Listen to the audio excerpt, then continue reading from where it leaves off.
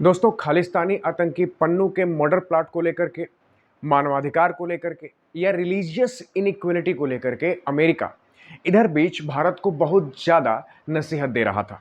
उसके बयान दर पर दर बिगड़ रहे थे। यहाँ तक कि कनाडा को भी खालिस्तानी इशू पर साइलेंस सपोर्ट दे करके अमेरिका ने मोरली तरीके से भारत का विरोधी किया था।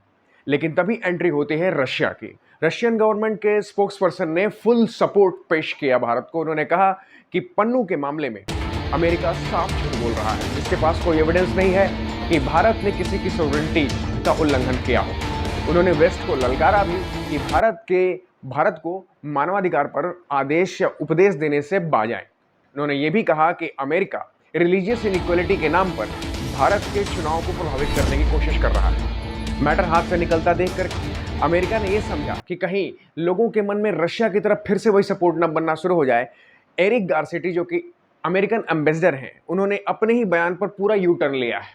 उन्होंने कहा कि नहीं, पन्नू के मामले में भारत की जवाबदेही से वो बिल्कुल संतुष्ट हैं। मानवाधिकार पर भी भारत को कोई वो प्रीच नहीं करना चाहते। और साथ ही उन्होंने यहां तक कह दिया कि रशियन ऑयल जो भारत परचेस कर रहा है वो भी अमेरिकन पॉलिसी का ही हिस्सा था। Russian oil because we wanted somebody to buy Russian oil at a price cap. That was not a violation or anything. It was actually the design of the policy. इससे तीन बातें साफ जाहिर होती हैं। पहली चीज, अमेरिका का कोई मोराल नहीं है।